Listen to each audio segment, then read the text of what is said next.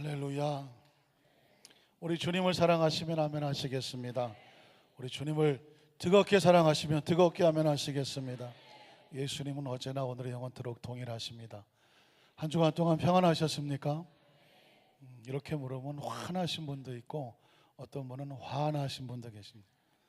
아니 내가 얼마나 힘들고 어려웠는데 목사님이 평안하셨냐고 물어볼까 화나신 얼굴도 계시겠지만 기억하십시오. 하나님 안에서는 모든 것이 합력하여 선을 이루어 주실 것을 믿습니다. 한번 따라 하실까요? 좋은 것은 좋아서 감사하고 힘들고 눈물 나는 것도 하나님 안에서 합력하여 선을 이루어 주시니 감사합니다. 이렇게 감사하는 사람은요, 계절이 바뀌고 달력이 바뀌어도 또 설레입니다. 서울시청 앞에 어떤 분이 한가위를 맞아서 이렇게 써놨다고 하더라고요. 저물어져 가는 것이 아니라 여물어져 갑니다. 혹시 신문에 보셨나요? 마치 세월이 또 가을이 되고 뭐 달력이 한 9장씩 찢겨 나가고 뭐 3장밖에 안 났고 그러니까 아이고 한 해도 저물어져 가나 보다 이렇게 표현하는데 그분은 이렇게 말하더라고요. 한 해가 여물어져 갑니다. 저물어져 가는 거하고 여물어져 가는 거하고는 의미가 다르죠. 저물어져 간다고 하니까 갑자기 서글퍼지지만 여물어지면 단단해지는 것 같죠. 마치 알밤처럼 단단해져 가는 우리 안산교회 성도님들 이 아름답고 축복된 10월 첫째 주 성찬 예배를 맞이해서 좀 더 여물어져 가고 알밤처럼 더 단단해져 가서 신앙적으로 흔들리지도 아니하고 하나님 보시 기뻐 받으실 만한 아름다운 신앙의 열매가 되시기를 주님의 이름으로 축복합니다. 옆에 분 한번 축복하세요. 신앙에 단단해지십시다. 여물어져 가십시다. 할렐루야. 한번 따라 하실까요? 누가 내 인생의 주인인가? 누가 내 인생의 주인인가? 이런 제목으로 말씀 은혜를 나누기 원합니다. 제가 아는 의사 선생님들하고 따로따로 만나서 얘기하다 보면 똑같은 얘기 듣게 될 때가 있습니다. 그건 뭐냐면 목사님, 전 이런 환자를 만나면요 정말 힘들어요.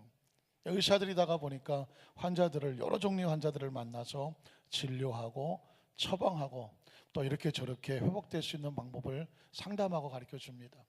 그럼 대부분의 사람들은 의사 선생님 말씀을 잘 듣는데 의사 선생님 말을 죽어라고 안 듣는 사람이 있다는 것입니다. 누구냐고 물었더니 의사라고 말합니다. 의사 선생님의 말을 제일 안 듣는 사람이 의사라는 것입니다.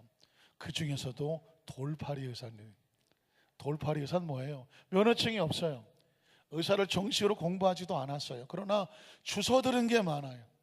이것저것 뭐 책을 읽기도 하고 남이 한 얘기를 들어보기도 하고 또 병원에 가면서 이것저것 들은 게 있어서 이런 사람을 만나면 의사가 땀을 흘립니다. 이렇게 처방을 하고 이 병은 이런 약을 먹어야 되고 이렇게 드셔야 됩니다 라고 가르쳐 주면 왜 꼭 그렇게 해야 됩니까? 제가 아는 어떤 의사는 이렇게 하라고 말하던데요. 또 책에서 보니까 이렇게 하던데요. 제가 그 전에 약을 먹어보니까 이렇게 해놨던데요. 그러니까 의사 선생님 앞에서 더 강하게 자기 주장을 주장하다 보면 의사가 뭐라고 말하고 싶을까요? 마음대로 드시오 이러고 싶죠. 막 화가 나니까. 그런데도 그렇게 하지 않고 끝까지 참고 그분들을 설득해서 그 처방대로 해야 될 이유를 설명하는 게 보통 힘든 게 아니라는 것입니다. 왜 그런 일이 벌어질까요? 이건 주도권의 싸움입니다. 의사가 처방하고 해주는 대로 그것을 잘 지켜 행하느냐 그렇지 않느냐에 따라서 결과가 달라져요. 그렇지 않은 사람들은요, 내가 이 약 먹는다고 낫겠어? 이대로 한다고 해서 낫겠어? 이렇게 생각한 사람은 아무리 좋은 약을 줘줘도 낫지를 않아요. 그런데 의외로 그 의사에 대한 절대 신뢰가 있어서 그분이 처방하고 그분이 어떤 지침을 주면 지켜 행하면은요 의사들도 깜짝 놀란다는 것입니다. 분명히 의사가 말하는 약의 효과가 어떤 50%밖에 안 되는데 어떤 사람에게는 70%, 80% 이상의 아주 좋은 효과가 나타난다는 것이죠. 그 이유는 뭐냐면 그 의사에 대한 절대 신뢰, 그 약에 대한 절대 믿음이, 그 믿음이 효과를 가져온다는 것입니다.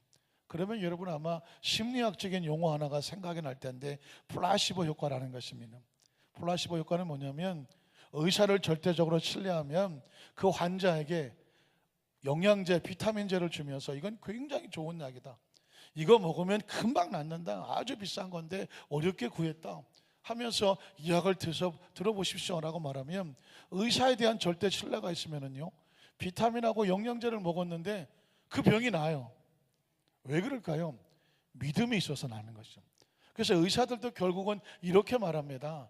치료는 의술도 필요하고 약도 필요한데 그 치료하는 사람과 그 환자와 절대 신뢰관계에서 약 효과가 나오더라. 결국은 믿음 문제였습니다. 치료도 믿음이 효과가 나타나더라는 것이죠. 크리스찬은 어떨까요?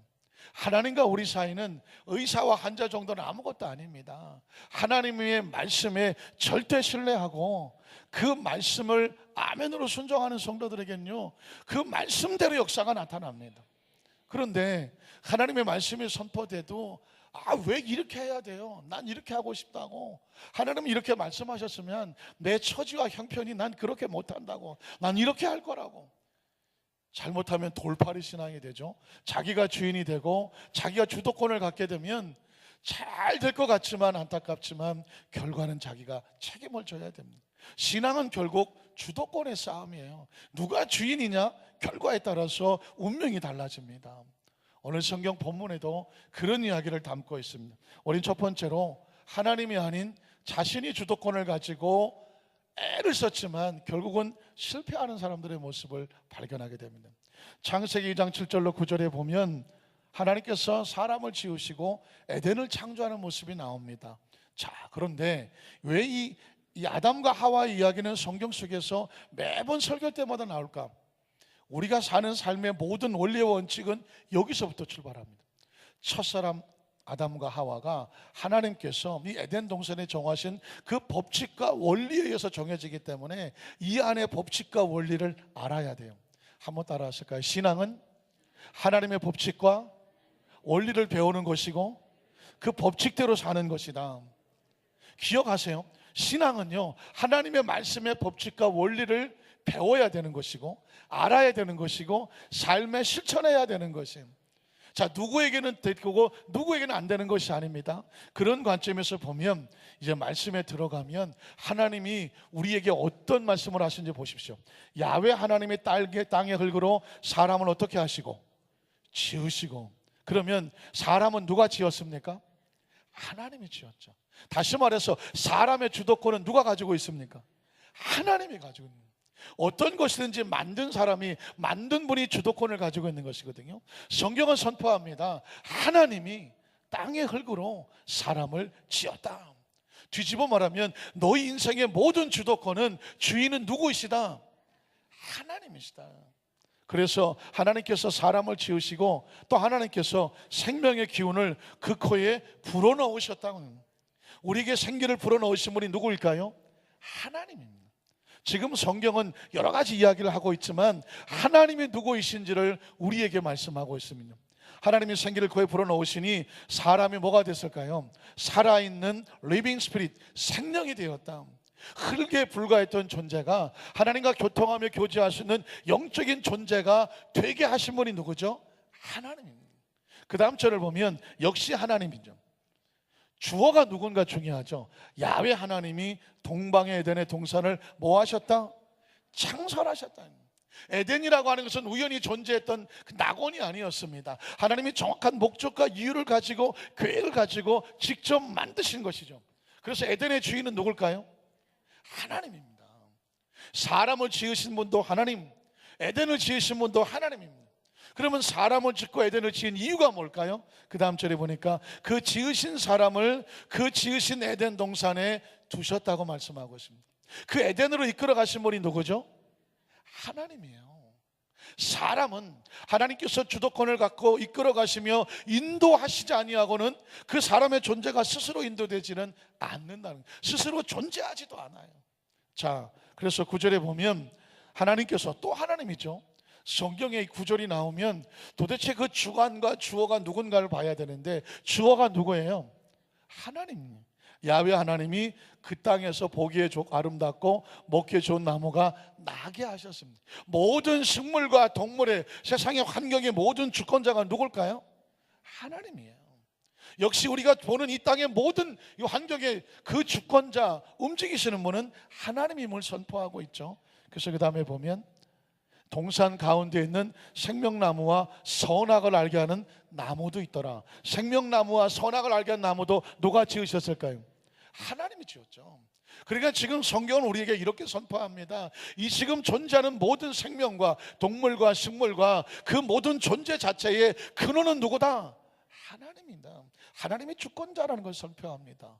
그러면 하나님께서 아담과 하와를 에덴에 두셨는데 그 에덴엔 법칙이 없었을까요? 에덴에도 법칙이 있었습니다. 15절로 17절에 보면 야훼 하나님이, 역시 하나님이 주권자죠. 야훼 하나님이 그 사람을 이끌어라, 사람을 이끌고 계시는 분은 하나님이셨습니다. 아담과 하와가 하나님이 이끄셔서 하나님이 지으신 에덴 동산에 가게 된 것입니다. 거기서 뭘 할 수가 있을까요? 그것을 경작하며 지킬 수 있었던 것은 누가 그렇게 하셨나요? 하나님이 그렇게 허락해 주셨습니다. 지금 저와 여러분이 살고 있는 생명의 허락은 누가 하신 걸까요? 하나님이 하신 겁니다. 그 다음 절을 보면, 그래서 야훼 하나님이, 성경은 아주 정확하죠. 역시 움직이는 모든 것들은 우연히 이루어지지 않는다. 그를 이끌어 가시는 절대자와 주권자가 있다. 그분이 누구냐? 하나님이다. 야훼 하나님이 그 사람이 누구죠? 하나님이 만드신 아담과 하와 명하여 이르시되, 그러니까 하나님이 주권자가 되시니까 그의 피조물에게 뭐 할 수 있을까요? 명령할 수가 있죠. 주권자가 그 피조물에게 명령할 수가 있는 것입니다. 그래서 하나님이 주권자시죠. 명령하여 이르시되 어떻게 할 수 있을까요? 동산 각종 나무 열매는 내가 임의로, 자유죠. 이 자유라고 하는 것은 아담과 하와 마음대로가 아니라 하나님이 허락하시는, 믿으십니까? 기억하시죠? 자유는 뭐냐? 하나님이 계획하고 허락하신 한도 내에서 움직일 수 있으면 자유. 그것을 벗어나면 뭐라고 말하죠? 방종이라고 말하는 거죠. 그래서 아담과 하와에게 자유를 주시되 하나님이 허락하신 것만 먹을 수 있다. 이게 하나님 안에서의 자유였습니다. 그러면 무엇을 하면 안 될까요? 그 다음 절에 보면 선악을 알게 하는 나무 열매도 하나님이 지으셨고 하나님의 주권자인데 그것은 뭐 하지 마라? 먹지 말라. 누구의 명령이죠? 하나님의 명령입니다. 먹으면 어떻게 될까요? 내가 먹는 날은 반드시 죽게 될 것이라고 말했습니다. 그러니 그것은 법칙이에요. 원리예요. 저와 여러분이 이 땅에 태어나셨죠? 지금까지 삶을 살아왔죠. 지구도 법칙에서 움직이죠. 자기 마음대로 움직이지 않습니다. 우주의 별들도요 자기 마음대로 움직이지 않아요. 단 하나만 자기 마음대로 움직이면 우주는 박살이 나버립니다. 그 법칙대로 움직이기 때문에 지금까지도 엄청난 세월 동안 우주는 정확히 움직이고 태양은 자리를 지키고 별들은 자리를 지키죠. 지구는 자리를 지키죠. 돌면서 자전하고 태양을 공전하기도 하지만 그러나 그 법칙과 원리를 정확하게 지키고 있기 때문에 우리가 지구에서 안전하게 살고 있는 거죠. 여러분 아마 들어보시겠지만 태양으로부터 조금만 멀어져도 얼어 죽습니다. 태양으로부터 조금만 가까이 가면 다 타서 죽습니다. 왜 여름입니까? 태양으로 가까워지기 때문에 여름입니다. 왜 날씨가 추워집니까? 태양으로부터 점점 멀어지기 때문입니다. 왜 밤입니까? 태양이 가리워지기 때문에 밤입니다.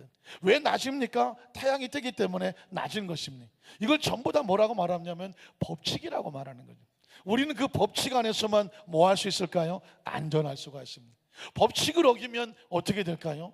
그 생명은 죽을 수밖에 없는 겁니다. 그래서 여러분, 하나님 안에서 말씀은 법칙이고, 우리가 왜 성경을 읽고 성경을 배우고 이 시간도 말씀을 들을까요? 무엇을 배우려고? 하나님의 법칙을 배우려고 하는 것입니다. 왜냐하면 그 법칙 안에서 안전하기 때문에 그렇습니다. 자, 그러면 이 법칙대로 살면 되는데 그 법칙에는 항상 저항하는 세력, 반대하는 세력, 유혹하는 세력이 있습니다.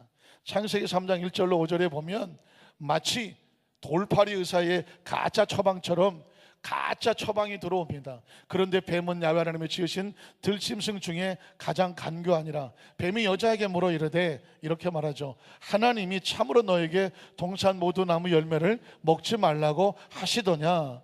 그랬더니 여자가 뱀에게 말하되, 동산 나무 열매를 우리가 먹을 수는 있으나 자유, 동산 중앙에 있는 나무 열매는 하나님 말씀에 먹지도 말고 만지지도 말라. 그러면 죽는다. 죽을까 하노라 하셨느니라. 정확한 처방을 얘기했습니다. 그랬더니 뱀이 뭐라고 말하냐면 여자에게 이르되 너희가 결코 죽지 않는다. 이 말은 뭐냐면 뱀이 자기 자신의 사탄이 배후에 있어서 하나님의 처방에 대해서 그거 가짜야. 그거 가짜야. 그래 그거 지키면 안 지켜도 돼. 그거 지켜도 뭐 죽지 않아. 따먹어도 안 죽어. 그 얘기는 뭘까요? 하나님의 말씀대로 살아가는 것을 방해하는 세력이 있는 것이죠. 그러면서 이렇게 말하죠. 5절에 보면 너희가 그것을 먹는 날에는 오히려 너희 눈이 어떻게 돼요? 밝아져. 그리고 어떻게 돼? 하나님같이 돼. 그리고 어떻게 되죠? 선악을 알게 돼. 이걸 하나님이 싫어하셨다는 것입니다. 그래서 이렇게 좋은 것을 너희에게 먹지 말라고 했어. 그러니 그 하나님은 좋으신 하나님입니까? 좋지 않으신 하나님이십니까? 이 얘기만 들으면 좋으신 하나님이 아니에요. 그러니까 이 말을 듣는 순간 아담과 하와의 마음에 서운한 마음이 다가옵니다. 마귀는 크리스찬들의 신앙을 공격할 때 가장 아주 치명적으로 다가오는 게 뭐냐? 서운함을 줍니다. 서운하면요 신앙이 무너져요. 여러분 한번 거울에 얼굴 보시면은요 감사하면 얼굴이 그냥 편안합니다. 그런데 뭔가 서운하고 섭섭하고 막 억울하고 속상하고 원망과 불평이 있는 사람 얼굴을 쳐다보시면 얼굴이 그냥 어두침침하고 기쁨이 없어요. 좌우에 계신 분을 보셔야 되는데 프라이버시가 있으니까 정면으로 보지 마시고 살짝 쳐다보세요. 아, 이분이 지금 은혜가 있으신가 아니면 서운하고 섭섭하신가. 자, 여러분 굉장히 중요한 원리가 있습니다. 아담과 하와에게는 지금 두 가지 처방이 들어왔습니다. 하나님의 말씀의 처방이 들어오고요, 배후에 사탄이 있는 뱀의 처방이 들어왔습니다. 여러분에게도 항상 두 가지 소리가 들어와요. 감사할까? 아니면 억울할까? 서운할까? 두 가지 처방이 들어오는데 인간에게는 어떤 축복이 있냐면 이 둘 중에 하나를 선택할 수 있는 선택의 기회가 있어요. 이걸 뭐라고 말하냐면 자유의지라고 말하고 있습니다. 자유의지. 하나님의 말씀을 선택할 것이냐 아니면 그 말씀을 선택하지 아니할 것인가 선택할 수 있는 자유의지가 있는데 이게 무엇과 다르냐면 로봇하고 달라요. 앞으로 여러분 몇십 년 후가 되면 아니 그보다 빠르게 전 세계는 로봇이 아마 같이 생활하는 그런 시대가 다가올 거라고 미래 학자들은 말합니다. 그런데 그 로봇은 무슨 의지가 없어요. 선택의 의지가 없어요. 주인이 시키는 대로 입력하는 대로 움직여요. 그러나 사람은 로봇이 아니에요. 사람은 하나님의 로봇이 아니에요. 사람은 놀랍게도 하나님의 선택할 수도 있고 선택하지 않을 수 있는 자유의지를 줬어요. 문제는 뭐냐? 하나님을 선택하면 하나님 안에서의 복이 있고 하나님을 선택하지 아니하면 그가 선택한 열매와 운명을 맛보고 책임지고 살아야 돼. 이게 사람에게 준, 어떻게 보면 차라리 로봇이 날 것 같죠. 그냥 하나님 말씀만 잘 들을 수 있도록 입력을 해놓고 그대로 움직이면 좋겠어. 그런데 하나님은 로봇을 상대하지 않아요. 하나님은 자기 백성을 선택하되 스스로 하나님을 선택하기를 원하시는 것입니다. 자, 이제 어떻게 할까요? 아담과 하와는 자기가 선택한 운명의 결과를 맛보게 됩니다. 무엇을 선택했을까요? 6절로 보면 이렇게 말합니다. 여자가 그 나무를 본즉 먹음직도 하고 보암직도 하고 지혜롭게 할 만큼 탐스럽기도 해. 하나님의 말씀으로 봤을 때는 거룩하고 성스러운 거였어요. 그런데 그 잘못된 처방이 들어오니까 인간적인 욕심이 생겨나기 시작하죠. 그 다음 절이 어떻게 했을까요? 여자가 그 열매를 뭐하고? 따먹고, 자기 스스로 따먹고 자유의지로 따먹은 것입니다. 그리고 선택한 것입니다. 이 말은 뭐냐면 열매 하나를 따먹었다는 것이 아니라 하나님의 주권을 어겼다는 것입니다. 무시했다는 것입니다. 선택하지 않았다는 것입니다. 이젠 자기가 주인이 돼서 자기 마음대로 자기 인생을 살겠다고 스스로 결정한 것입니다. 제가 말씀드렸죠. 인생의 삶은 선택의 결과다. 신앙의 삶도 선택의 결과예요. 무엇을 선택하든지 결과가 따가워요. 아담과 하와는 선악과를 따먹었어요. 이제 그에게 기다리는 것은 선택의 결과입니다. 자기와 함께 있는 남편의 줌에 그도 먹었습니다. 이제 아담과 하와는 같은 운명이 됐죠. 어떤 결과가 다가왔을까요? 7절에 보면 이에 그들의 눈이 밝아졌어. 밝아졌다는 얘기는 스스로 자기들의 존재가 어떤 존재인지를 알게 됐습니다. 자기들이 벗은 줄을 알고 무화과나 보입을 엮고 치마로 삼았더라. 죄를 지으면 양심에 거대한 가책이 와요. 여러분, 죄를 지어보신 분 아시잖아요. 표정을 보니까 한 번도 안 지으신 그런 표정인데, 죄를 짓는 순간 양심에 처참한 고통이 다가와요. 자유를 잃어버려요. 두려워요. 무서워요. 죄책감이 부끄럽고 수치스럽고 자기 존재에 대한 막 엄청난 모멸감이 다가와요. 둘 중에 하나예요. 스스로 자학하거나 아니면 나는 어쩔 수 없었어 자기 변명을 하거나. 그러나 문제는 뭐냐면 그 죄의 문제가 해결되지 아니하면 하나님과의 관계가 단절될 수밖에 없어요. 하나님이 두려워요. 가까이 나갈 수가 없어요. 여러분 어떻습니까? 여러분과 저의 삶의 현장 가운데 보십시오. 우리가 하나님 말씀을 선택하면 주인이 기다려줘요. 헌신하고 봉사하고 내가 뭘 더 할 수 있을까? 하나님께 더 가까이 자석에 끌려나가는 것처럼 끌려가요. 그런데 내 안에 하나님과의 관계가 무너져 버렸어요. 욕심을 선택했어요. 내 안에 하나님 말씀을 순종하지 못했어요. 기쁨과 기도와 감사를 잃어버렸어요. 서운하고 섭섭하고 억울하고 분통 터져요. 하나님의 백성인데 이걸 선택하면 안 되는데. 잘 들어보십시오. 사람의 기분과 감정도요, 내가 선택한 거예요. 저 사람 때문에 기분 나쁜 게 아니라 저 사람이 기분 나쁘게 했고 하나님은 그 가운데서 기쁨과 감사를 선택하라고 했어요. 그러면 내가 말씀을 선택하면 그 사람이 나를 아무리 힘들게 해도 기분 나쁘지 않아요. 왜? 난 하나님으로 인하여 감사한 거예요. 저 사람 때문에 속상한 게 아니라 하나님으로 인하여 난 감사한 거예요. 근데 내가 하나님으로 인하여 감사하기보다는 저 사람 때문에 기분 나쁜 걸 내가 선택하는 거예요. 그러면 바로 기분 나빠요. 아주 성질 나고요, 막 분통 터지고, 그러면 입에서 원망과 불평이 나와요. 여러분, 있는 어떤 환경 속에도 마찬가지예요. 목사님이 내 형편을 몰라서 그렇죠, 처지를 몰라서 그렇죠, 내 입장 대보세요. 여러분, 저도 이렇게 얼굴이 잘생기고 부잣집 아들 같지만 정말 태어나서 지금까지 수도 없이 죽을 고생에 엄청난 고난을 겪고 여기까지 와 있어요. 저도요, 쳐주기 싶은 사람도 있고요, 그때 그냥 인생 끝날 걸 내가 그랬을 때도 한두 번이 아니었어요. 그런데 너무나 감사하게 지금까지 여기 와 있는 건 뭐냐면, 나는 그 상황 속에서 감정을 선택하지 않았어요. 분노를 선택하지 아니하고 복수를 선택하지 아니하고 스스로 자학하고 그냥 무너지고 세상에 내 마음대로 살아야 되겠다, 뭐 인생 뭐 있어, 이런 걸 선택하지 않았어요.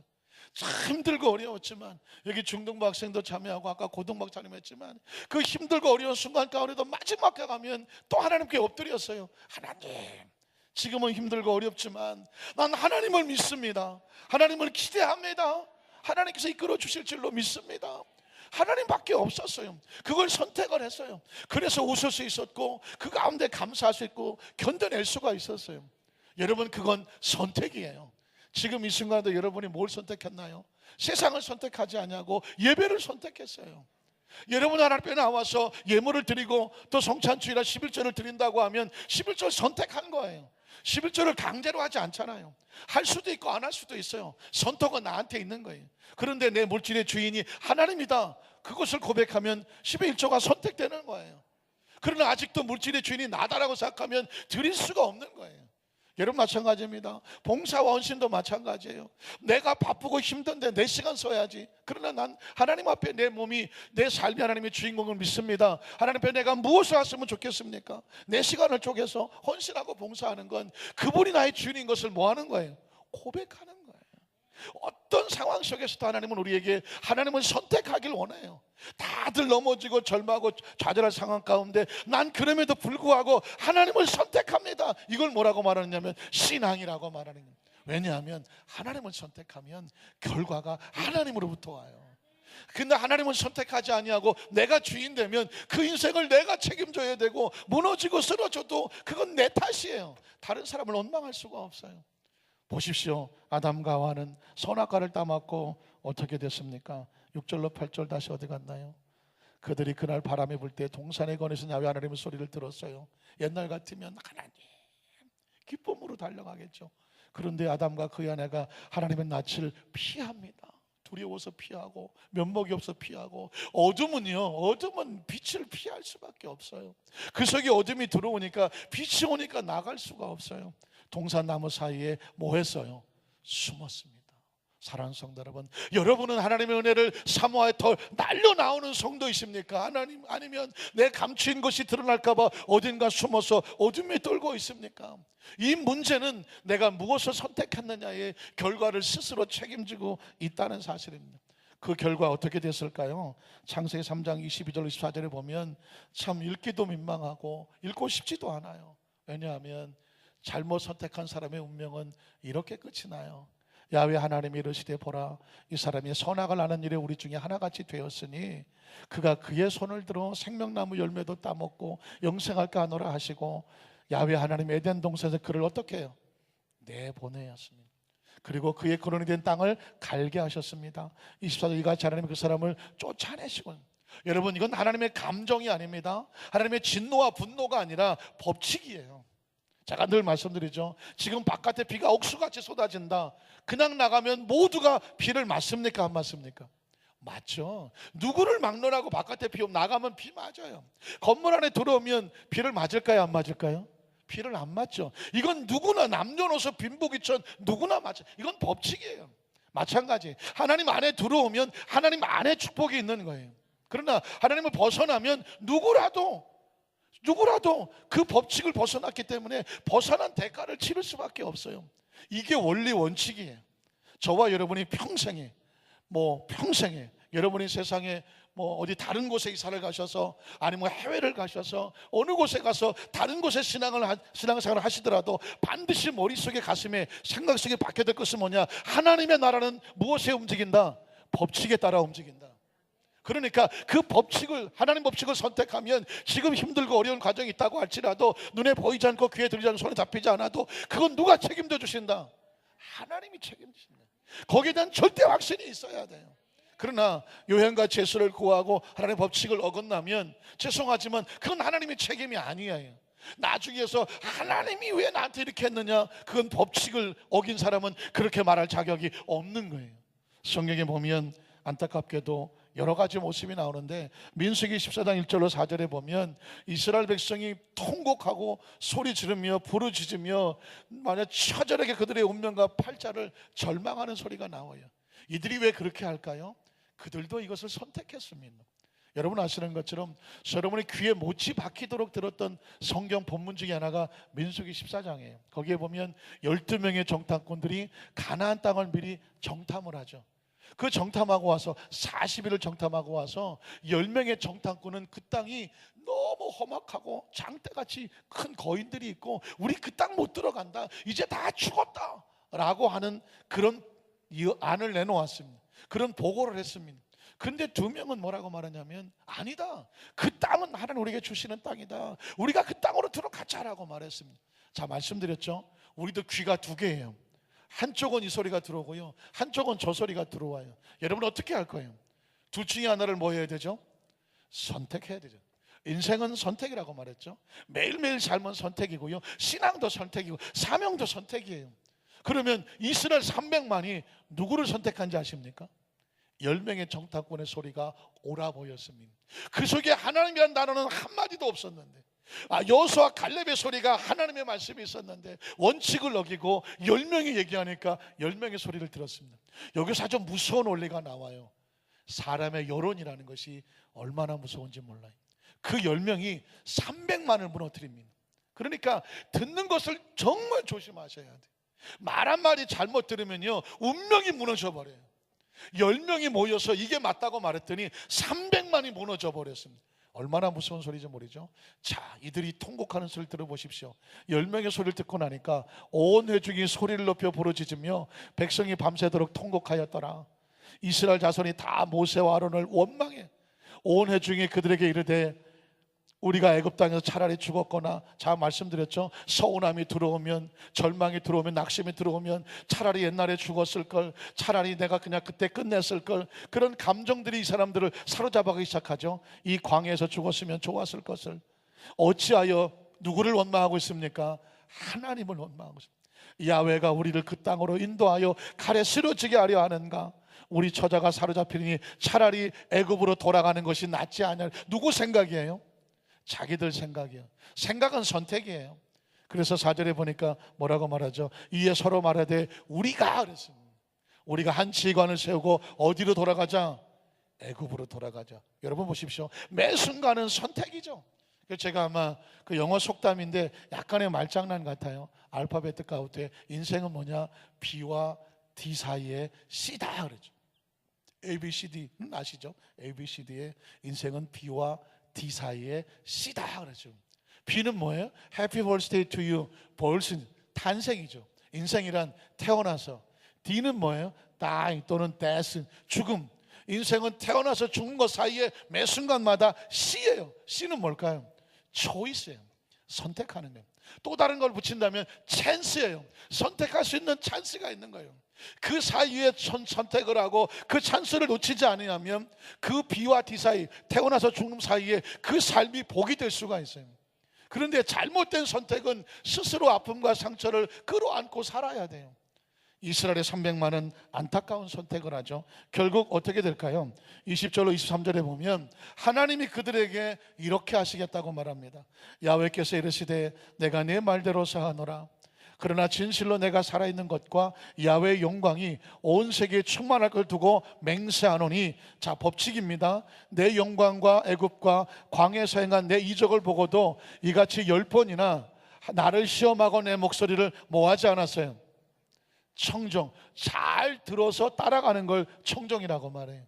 자, 무슨 술 이름이 아니에요. 어떤 분은 목사님 왜 술 이름이 나오는, 정종이 아니에요. 청정이에요. 청정. 무슨 청정은 청이 뭐냐? 들을 청과 따를 종이에요. 잘 들어서 따르는, 그냥 이 구멍으로 넣고 이 구멍으로 뽑는 것이 아니에요. 잘 들어서 가슴에 두고 행하는 것을 청정이라고 말해요. 그건 영어로 말하면 선택이고 초이스예요. 따라가는 거예요. 그럼 어떻게 될까요? 그러면 하나님이 역사하신다고 말했어요. 그러나 그렇게 하지 아니한 그 사람들 어떻게 될까요? 내가 그들의 조상들에게 맹세한 땅을 결단코 보지 못하게 되는, 약속을 했지만, 하나님은 약속을 했지만 그 약속을 이룰 수 있도록 순종하지 아니하면 약속이 그의 것이 된다 안 된다? 될 수가 없다고 말씀하는 것입니다. 결국 그들은 모두가 광야에서 죽습니다. 26절로 29절도 한번 볼까요? 야훼께서 모세 아론에게 말씀하여 이르시되 나를 원망하는 이 악한 회중에게 내가 오늘까지 참아야 되느냐? 이스라엘 자손 나를 향하여 원망하는 바, 그 원망하는 말을, 여러분 말도 선택이에요. 우리 입에서 말이 수만 말이 나와요. 수만 가지. 하루에도 수만 가지 할 거예요. 보통 여자들은 뭐 한 2만 5천, 3만을 말한다고 말하고 남자들은 한 15,000 정도 말한다고 말. 그래서 여자들이 말이 많아요. 그건 뭐냐면 하나님의 은혜예요. 말을 많이 하실 수 있는 능력을 주셨어. 남자들은 하루에 한 15,000마디 말하면 집에 가면 할 말이 없어. 왜? 하루 종일 다 했어. 그러니까 여러분 집에 왔는 남편이 말을 안 한다고 해서 너무 구박하지 마세요. 아이고 우리 남편이 바깥에서 말을 다 소진하고 오셨구나. 그저 등 두드려주고 좀 안아주고 좀 그렇게 이뻐해 주세요. 우리 남편은 집에 오면 말을 안 한다고. 그 말을 안 한 게 아니라 말을 다 해서 그래요. 혹시 여성들이 말이 많다고 해서 너무 구박하지 마세요. 원래 여성분이 말이 많아요. 말을 많이 하시도록 하나님 은혜를 주신 거예요. 문제는 그 말을 가지고 무슨 말을 하냐가 중요하죠. 말은 선택이에요. 그게 하나님의 말씀에 그 원칙에 쓰는 말을 해야 돼요. 그 말을 하면 어떻게 될까요? 하나님이 들어요. 그리고 말에는 대가가 따릅니다. 한번 따라하실까요? 말에는 대가가 따른다는, 하나님이 들으시니까. 하나님이 들으신 말은 원망하는 말을 내가 들었다고 말하죠. 어떻게 될까요? 그들의 이르기를 야훼의 말씀이 내 삶을 두고 맹세하노라. 너의 말이 내 귀에 들린 대로 해요. 그러니 우리가 하나님의 축복하실 만한 말을 할 수가 있고요, 하나님이 가슴 아프게 하는 말도 할 수가 있어요. 말은 그러니까 우리가 선택할 수 있는 축복의 통로인데 잘못 말하면 하나님께서 그대로 행하신다고 말했습니다. 29절에 보니까 그래서 이렇게 말하죠. 너희 시체가 이 광야에서 엎드러질 것이라. 왜? 너희가 광야에서 죽는다고 말했잖아요. 그러면 너희 말대로 너희는 죽게 될 것이다. 너희 중에서 20세 이상으로 계시된 자 곧 나를 원망하는 자 전부가 어떻게 돼요? 다 죽게 된다고 말씀했어요. 여기서 제가 이런 말씀을 드렸죠. 사람의 여론을 조심해라. 하나님의 말씀이 있다고 할지라도 사람은 세상 사람들이 말을 많이 하면 그 말에 끌려가는 경향이 있어요. 신앙생활의 가장 무서운 적은 안타깝게도 여론이에요. 남들이 그래 이 말에 넘어가면 신앙도 무너져요. 제가 이 말씀을 드리냐면 성경에 보니까 사울이라는 왕이 그랬습니다. 사무엘상 15장 1절로 3절에 보면 사무엘이 사울에게, 사울은 참 겸손하고 잘생기고 아주 하나님 앞에서 왕이 될 만한 그런 인물이었습니다. 그래서 이스라엘의 초대 왕이 된 거예요. 야훼께서 나를 보내 왕에게 기름을 부어 그 백성 이스라엘의 왕으로 삼으셨은즉 이제 왕은 누구의 말씀을 들어야 돼요?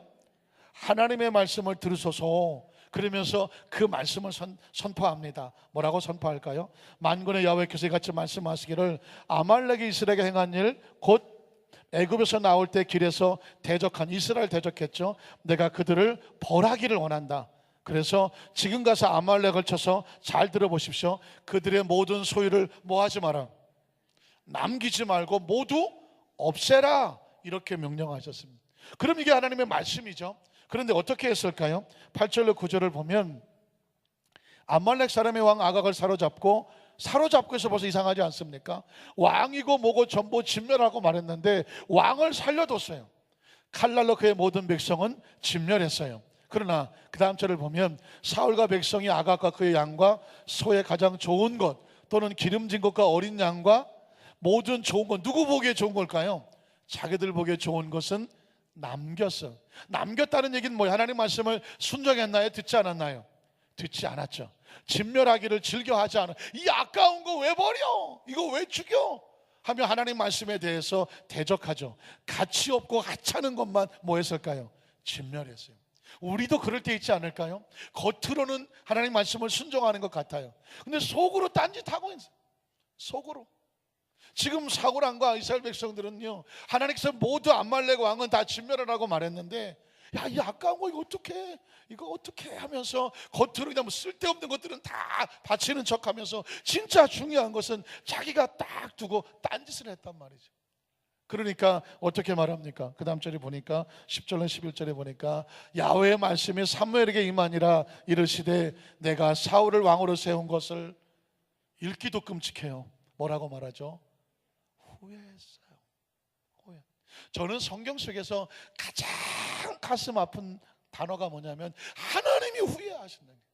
하나님이 후회했다고 하면 하나님의 후회의 대상이 되면 희망이 있을까요? 없을까요? 없어요. 사람이 나 때문에 후회하면 내가 돌이킬 수가 있는데 하나님이 나에게 후회했다는 얘기는 희망이 없는 거예요. 사울 왕을 세운 것을 하나님이 후회했어요. 왜 후회했냐면 그가 돌이켜서 나를 뭐 하지 않아요? 따르지 않아요. 하나님의 자녀가 하나님을 따르지 않으면 하나님이 후회하잖아요. 세상에 어떤 부모더라도 자기 자식이 자기를 따라주지 않으면 얼마나 마음이 아파요. 그래서 남자들은 그런 소리를 잘 하지 않는데 여성 동지들은 가끔 그런 소리 한다고 하죠. 딸이 지독히도 말 안 들으면 다들 하는 말이 뭐예요? 너도 나중에 누구 같은, 너 같은 딸 낳아라시네. 혹시 이번 명절에 혹시 가족들 만나라도 그 얘기는 삼가하시길. 이번 명절에 말 많이 조심하셔야 돼요. 신문에 보니까 이번 명절을 다는 동안에 두 가지 조심하라. 하나는 뭐냐면 문단속하고 하나는 입단속해라. 혹시라도 직장 모학관 청년들에게, 대학 앞두고 있는 청년들에게, 또 결혼하지 못한 청년들에게 뭐 어느 대학 썼어? 언제 직장 가? 언제 결혼할 거야? 세 가지는 절대 물어보지 말라 합니다. 왜냐하면 이 친구들에겐 그게 너무 스트레스야. 스트레스가 돼갖고 그것 때문에 명절에 가고 싶지 않다 합니다. 그러니까 그들의 마음을 갖다 위로해주고 기도는 해주실 망정 그걸 꼬치꼬치 묻지는 마시고, 더더욱 너 같은 딸 낳아라 이런 소리는 하지 마세요. 왜냐하면 그 소리 듣는 그 사람이 나중에 보니까 자기도 자기 딸한테 그 소리 똑같이 하더래. 그것도 대물림이 되더래. 여러분 보십시오. 우리 마음속에 하나님 앞에서 말 한마디가 얼마나 조심스러운데 하나님께서 이렇게 말씀하시죠. 나를 따르지 아니하니 하나님의 후회를 하죠. 사랑하는 성도 여러분, 결국 22절로 23절에 보면 이렇게 말해요. 사무엘이 이르되 야훼께서 번제와 다른 제사를 그의 목소리를 뭐하는 것, 순리름 아니라고 그랬죠. 반드시 기억하셔야 돼. 듣고 따른다. 한번 따라하실까요? 삼가 듣고 삼가 행한다. 이게 정종이에요. 하나님께서 그렇게 원하시는 거예요. 하나님 말씀을 듣고 따라주기를 원하는 거예요. 그래서 그 다음 절을 보면 좋아하심 같이 좋아하시겠나이까. 순종이 뭐보다 나아요? 제사보다 나아요. 말씀을 듣고 따르는 것이 뭐보다 나아요? 수양의 기름보다 나아요. 그래서 그 다음 절을 보면 이는 거역하는 것은 점치는, 그러니까 하나님 말씀을 어기는 것은요 우상 숭배하며 점치는 죄와 같고, 완고하는 것은 말씀을 들어도 완악해서 꿈쩍도 하지 않는 것은 사신 우상에게 절하는 죄와 같다고 말했습니다. 결국 어떻게 된지 아십니까? 24절에 보면 제가 이 말씀 때문에 이 구절을 끄집어내왔어요. 사울이 사무엘에게 이르되 내가 범죄하였나이다. 그런데 내가 야훼의 명령과 당신의 말씀을 어긴 이유가 있습니다. 그 이유가 뭐냐면 내가 누구를 두려워했어요? 누구를 두려워했다고요? 누구를 두려워해야 되는데? 하나님을 두려워해야 되는데 백성을 두려워했어요. 여론을 두려워했다는 것입니다. 남들이 그러는데, 사람들이 그러는데, 유행이 그러는데 그게 절대 진리로 알았다는 거예요. 그러나 하나님의 백성은 세상의 유행 풍조를 따라가지 않는다. 여론에 흔들리지 않는다. 사람이 몰려간다고 해서 그것이 절대 진리라고 생각하지 않는다. 우리는 어디에 선다? 말씀 위에 선다. 계명 위에 선다. 하나님의 원칙 위에 선다라는 것입니다. 왜냐하면 사람을 두려워해서 하나님을 떠나면요 어떤 일이 벌어진지 아십니까? 26절에 보면 이 말씀도 정말 읽기 힘들어요. 사무엘이 사울에게 이르되 나는 왕과 함께 돌아가지 아니하리니, 왕이 야훼의 말씀을 뭐 했어요? 버렸으므로. 선택이에요. 버린 거예요. 야훼께서 왕을 뭐 하신다고요? 버린다고 말했어요. 사랑하는 성도, 이 말씀의 본문은요 저와 오늘 이 설교 말씀은 운명적인 말씀이에요. 원리와 원칙이에요. 그러니까 이 말씀을 평생을, 연세를 들어가고 나이가 들어가시더라도, 언제 어디 지구 반대편에 가 있더라도 이 말씀이 저와 여러분을 통제하고 지배하고 다스리게 되시기를 주님의 이름으로 축원합니다. 이 안에 있으면 여러분은 안전해요. 평안해요. 왜냐하면 믿음의 선배들이 그런 것을 우리에게 보여주고 있습니다. 그래서 여러분, 두 번째, 하나님께서 끝까지 주인 되심을 주장했던 사람들은 성공한 사람이었습니다. 제가 아주 간단하게 요약을 해드리겠습니다. 믿음의 선배 요셉은 창세기 45장 4절로 8절에 이렇게 말을 합니다. 요셉이 형들에게 이르되 내게로 가까이 오소서. 그들이 가까이 가니 이르되 나는 당신들의 아우 요셉이니 당신들이 나를 어떻게 했어요? 애굽에 팔았어요. 여러분, 요셉의 생애는요 심리학을 가지고 아마 연구를 해도 돼요. 어려서 엄마 잃었죠. 형들의 이복 동생 속에서 시달림 속에 자랐죠. 억울하게 죽으라고 구덩이에 던져놓죠. 인신매매에게 팔려갔죠. 남의 집 옥살이를 하죠. 남의 집 노예살이 하죠. 억울하게 성폭행범으로 물리죠. 왕의 감옥에 들어가죠. 그 요셉의 심리 상태를 말하면 견딜 수가 없을 거예요. 막 분노와 억울함과 견딜 수 없어요. 근데 요셉의 놀라운 건 뭐냐면 그의 그 처절한 고통 가운데 단 한마디도 원망이 없어요. 원한이 없어요. 이놈의 새끼들 나중에 두고 보자. 내가 나가서 그냥 살아나가기만 하면 너희들 다 죽여버릴 거야. 그러고도 남지 않겠습니까? 그런데 안 해요. 왜 안 하는가 그랬더니 요셉에게 영적인 소화력이 어마어마해서 그 모든 걸 안고 다 끌어서 소화시켜버리고 그 입에서 나온 말은 딱 한마디밖에 없어요. 들어보시겠습니까? 그 다음 절을 보면 이렇게 말해요.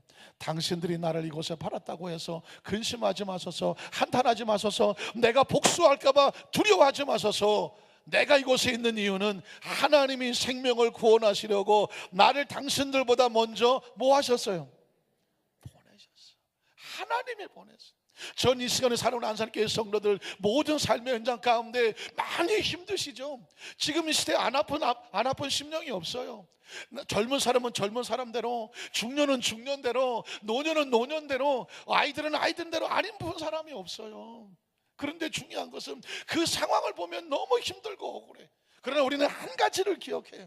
이 상황 속에서도 하나님이 함께 계신다니.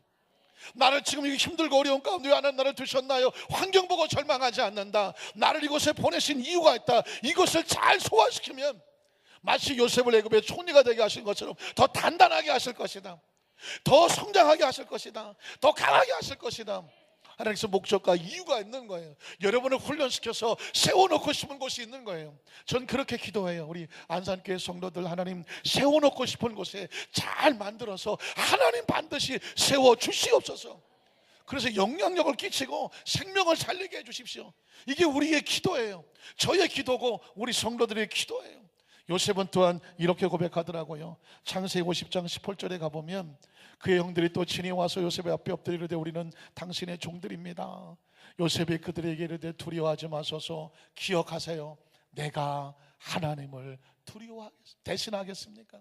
요셉은 절대로 인간적으로 보복하지 않아요. 복수하지 않아요. 이 상황도 하나님이 만드셨다고 믿으면 지금 있는 모든 사람들은 하나님이 보내신 사람으로 알아요. 그러니까 인간적으로 내가 하지 않아요. 난 하나님을 대신하지 않겠다고 말합니다. 여러분 여호수아 갈렙의 고백도 보면 우리가 기억하실 게 있어요. 민수기 14장 6절로 9절에 보면 그들은 그 땅을 정탐한 자 중 눈의 아들 여호수아와 여분네 아들 갈렙이 자기들의 옷을 처참하죠 찢어내고 이스라엘 자손의 온 회중에 말하 이르되 우리가 다니며 정탐한 땅은 심히 아름다운 땅이다. 기억하십시오. 야훼께서 우리를 기뻐하시면 우리를 그 땅으로 인도하여 들이시고, 가나안 땅은 우리 힘으로 들어가는 것이 아니라 하나님 우리를 기뻐하시기 때문에 데리고 들어가시는 것입니다. 우리가 받을 인생의 축복은요, 우리가 땀 흘려 수고해서 우리의 힘으로 얻어내는 것이 아니라 하나님이 열어주셔서 그 땅으로 들어가게 하시는 거예요. 우리가 할 것은 하나님 편에 서는 거예요. 그 말씀에 순종하고 그 믿음을 끌고 하나님과 함께 가는 거예요. 그러면 열어주시는 분은 누구다? 하나님이 여셔주셔야 돼요. 예전에 그렇게 말했죠. 옛말도 작은 부자는 자기가 되는 것이고 큰 부자는 누가 내요? 하늘이 낸다고 말했어요. 그 얘기는 뭐냐면 큰 축복은 하나님 열어주셔야 되는 것이, 우린 그 비밀을 알잖아요. 하나님 편에 서면 그 문은 하나님 열어주시는 것입니다. 그래서 여러분 오늘 시편 23편 1절로 6절을 보면 2절을 보면 믿음의 선배 다윗이 이런 놀라운 고백을 한 것입니다. 주도권이라는 관점에서 이 본문을 다시 읽어볼게요. 야훼는 나의 목자다. 나는 그의 기르시는 양이니 야훼는 나의 주인이라는 얘기예요. 주인. 내게 부족함이 없습니다. 그가 나를 푸른 풀밭에 누이시며 쉴만한 물가로 인도하시는도다. 내 영혼을 소생시키시고 자기 이름을 위하여 의의 길로 인도하시는도다. 내가 사망의 음침한 골짜기로 다닐지라도 해를 두려워하지 않을 수 있는 것은 나에게 주인이 있는데 그 주인이 나와 함께 하심이라. 그 주인의 지팡이와 그 막대기가 나를 안전하게 호위하고 보호하시니 그 주인께서 내 원수의 목전에서 내게 상을 차려주시고 기름을 내 머리에 부으셨으니 나의 잔이 차고 넘치나이다. 내 평생의 선하심과 인자심이 반드시 나를 따르니 내게 소원이 하나 있는데 나는 항상 언제든지 하나님의 집에 영원히 있기를, 영원히 살기를 원합니다. 말씀을 정리하기를 원합니다. 최근에 제가 가슴 터지는 일이 있더라고요. 여러분 대한민국은 애국가에 듣는 것처럼 하나님이 보호하사 우리나라 만세 아닙니까?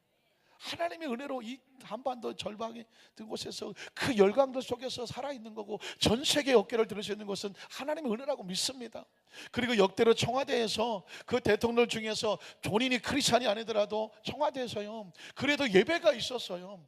기도회가 있었고요. 그리고 그 기도하는 중보 기도 모임이 있었다는 것입니다. 그런데 언제부터인가 청와대에서 예배가 사라졌대요. 기도가 사라지고요, 예배 중보 기도하는 모습이 다 해산이 되어버렸대요.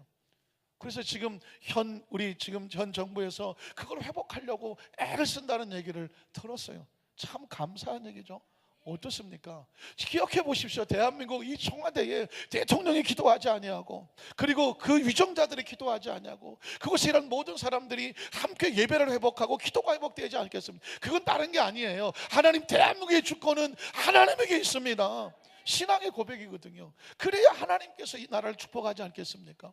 저는 그래서 많은 목사님들 또 섬기 계시는 수혜성들이 그 청와대 기도 운동을 회복하려고 하신다는 얘기를 듣고 굉장한 희망을 가졌어요. 그래서 선포하는 거예요. 이 말씀도 주체가 하나님 나라의 민족의 주인공이 되게 하여 주시옵소서.